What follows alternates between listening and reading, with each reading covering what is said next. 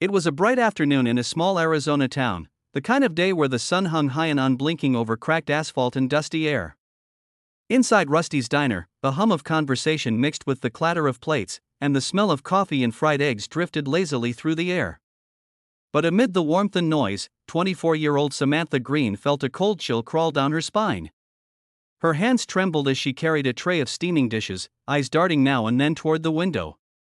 He was there again. The same man.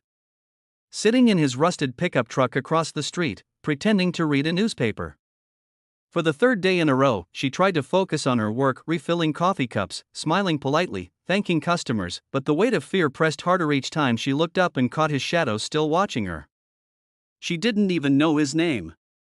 All she knew was that he started coming in 3 weeks ago, always alone, always sitting in the corner booth, never ordering more than coffee, and never leaving without staring at her long, cold stares that made her skin crawl.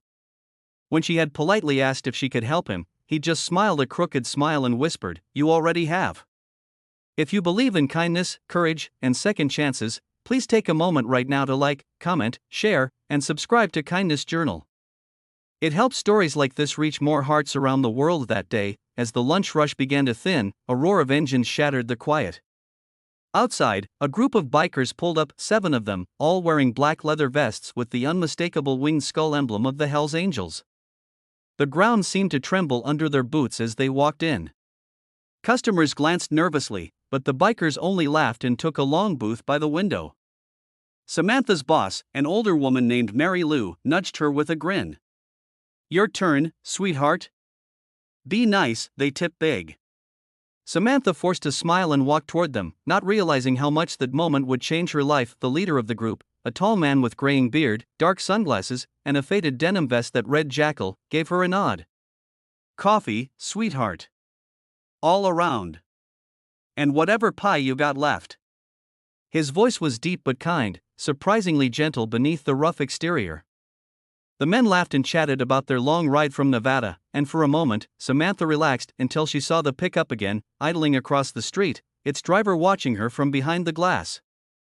Her throat tightened. She leaned slightly toward Jackal and whispered, barely audible, "Sir. I know this sounds strange, but there's a man outside, he's been following me. I think he's waiting for me to leave." Her voice cracked at the end, trembling with the mix of fear and exhaustion she had carried for days. Jackal's smile faded. Slowly, he turned his head, looking out the window. His jaw clenched. "The gray pickup?" he asked calmly. Samantha nodded. He studied the man inside for a moment, then looked back at her. "Go on with your shift, darlin'. You don't worry about him." Samantha wanted to protest, but the quiet confidence in his tone stopped her. She walked away, but every few minutes, her eyes flicked back toward the street. Minutes later, the pickup door opened. The man, lean, scruffy, wearing a baseball cap low over his face, stepped out, crossing the street with a sly smirk. He pushed open the diner door and walked straight toward the counter. Samantha's stomach turned. "Hey there," he said, his voice dripping with familiarity. "You been ignoring me." The diner fell silent. Jackal's men froze mid-bite, eyes narrowing. Samantha backed up slightly, whispering, "Please leave me alone." The man chuckled and leaned over the counter. "Ain't no reason to be rude. You and I had something special. You remember, don't you?" Before Samantha could respond, a shadow loomed beside her. Jackal had risen from his booth, towering over the stranger. "She said to leave," he said, his voice calm but sharp as steel. The man smirked. "What's it to you, old man? This ain't your business." Jackal stepped closer, the room silent except for the faint hum of the ceiling fan. "Son, when a lady says no, it becomes everyone's business." Something in his tone changed the air in the room. The man shifted uneasily. He looked around, 7 bikers, all watching him like hawks. "Fine," he muttered. "She'll talk to me later." He turned and stormed out, slamming the door so hard the bell above it jingled violently. Jackal turned back to Samantha, his expression softening. "You all right, sweetheart?" Her hands were shaking as she nodded. "I think so, thank you." Jackal placed a few bills on the counter, far more than the check required. "We'll stick around a bit. Just in case. The rest of the afternoon passed slowly.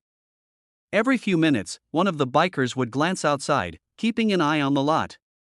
But the pickup never returned. When closing time came, Samantha hesitated by the door, afraid to walk home alone. She didn't have a car, her old one had broken down months ago, and between rent, tips, and her sick mother's medicine, she barely scraped by.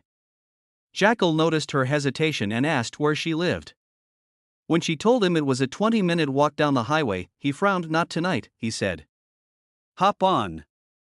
She hesitated again, but something about his calm kindness made her trust him. She climbed onto the back of his Harley, clutching the worn leather of his jacket as they rode down the quiet road. The wind whipped through her hair, and for the first time in weeks, she felt safe. They stopped at a small mobile home park. Jackal looked around carefully before letting her off. You got family inside? He asked. My mom, she said. She's sick. I'm all she's got. He nodded. You tell her you're safe tonight. And if that man shows up again, you call this number. He handed her a card, plain white, with nothing but a phone number and a single word, Jackal. She smiled faintly. Thank you. You didn't have to do this. He shrugged. Everybody deserves someone watching their back. Then he revved his bike and disappeared into the dark. Over the next week, Samantha didn't see the stalker again. She tried to push the fear away, focusing on work and her mother's health. But just when life began to feel normal again, things took a darker turn. Late one afternoon, as she was locking up the diner, a hand shot out from behind the dumpster and grabbed her arm. She screamed, twisting away. It was him. His face was red with anger. You think you can hide behind those bikers? He spat.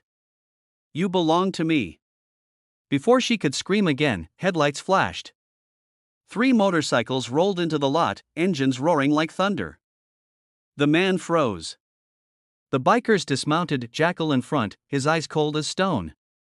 You made a mistake coming back, he said quietly. The stalker stepped back, trembling slightly. You don't scare me.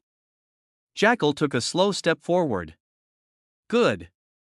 Then you won't mind explaining yourself to the sheriff. He pulled out his phone, already dialing.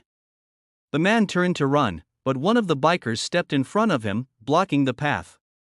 Within minutes, police sirens filled the night. The man was arrested for stalking, harassment, and violation of a restraining order from another town, one Samantha never even knew about. When the police car drove away, Jackal turned to her. You're safe now, sweetheart. But you ever feel scared again, you call me. No matter the hour. Samantha burst into tears, overwhelmed with gratitude. I don't know how to thank you, she said between sobs. Jackal smiled softly. You just did. Seeing you safe, that's thanks enough. Weeks passed. The story spread through the small town like wildfire. People whispered about the Hells Angels who saved a poor waitress from a stalker. Some were shocked, not by the danger, but by who had been the heroes.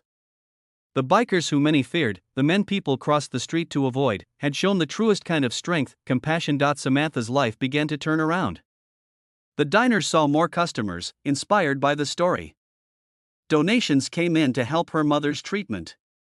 And every now and then, a rumble of motorcycles outside the diner reminded her she was never alone. One sunny afternoon, months later, Jackal and his crew returned for coffee.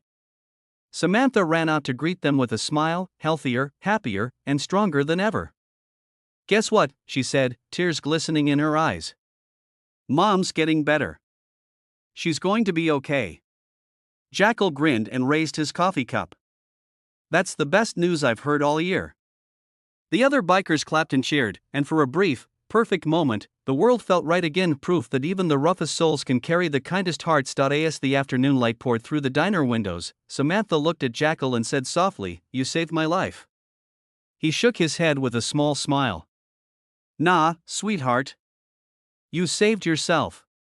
We just showed up to remind you that good people still exist. And that day, as the engines roared once more down the highway, Samantha felt hope bloom inside her chest, bright, fearless, and alive.